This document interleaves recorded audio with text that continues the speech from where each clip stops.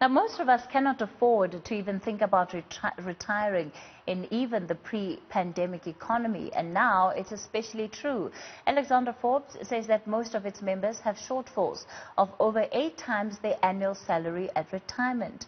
Just 6 in every 100 members of retirement funds will be able to bow out of the workplace with 75% of their salary.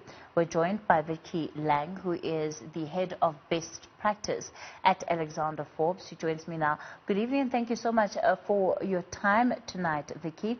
Firstly, how has COVID-19 impacted people's ability to be able to save for retirement, especially when we have such an onslaught when it comes to job losses? Exactly. Good evening, everybody. So, yeah, times are very challenging out there. And unfortunately, when it comes to retirement outcomes, things weren't looking too good before. And now with COVID-19 implications, things potentially getting a little worse. So, 2 of your biggest factors impacting retirement outcomes is the level of contribution rates, and then also whether individuals decide to preserve their assets when changing jobs or not. So as I think has been reported in the news quite extensively, that certain companies are, because of the financial pressure they're under, they're not able to continue with contributions to the same level as pre-COVID-19. They've either had to reduce contributions or even stop contributions for a few months. And that no doubt will have longer term implications for members and their longer term financial outcomes. And then, of course, to your point on retrenchments, if we see an increase in retrenchments and individuals being having no other options but to utilize their savings in the fund, again, that will also impact on longer term financial outcomes for members. When you look at the projections for the future, especially for those people that have been saving their money with you, how flexible has the organization been, especially in accommodating the fact that people may not necessarily be able to pay their subscriptions for some time?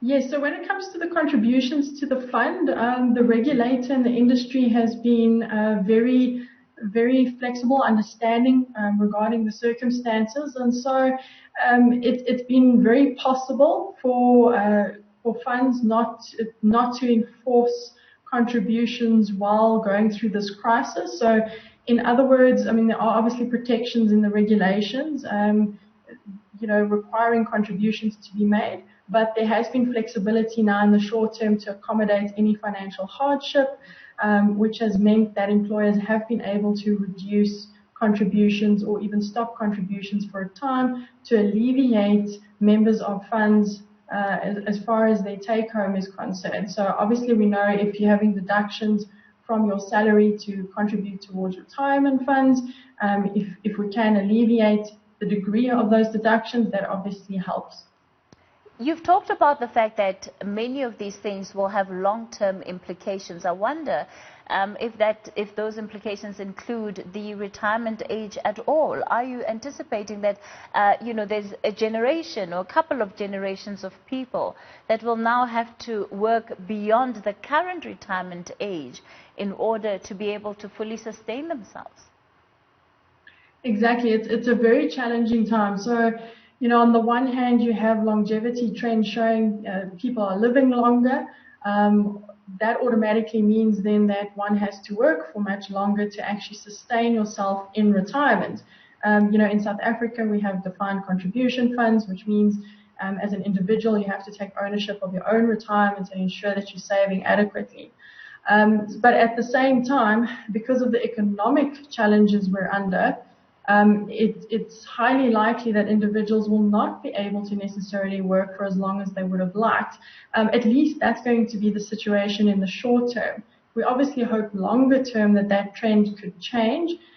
We have seen companies looking to increase retirement ages for their schemes, but likely that we won't see any changes in the short term, or at least we would be surprised if we saw that in the short term, but longer term we would hope that trend will change. Vickie Lange, Head of Best Practice at Alexnder Forbes, thanks for your time on The Pulse tonight.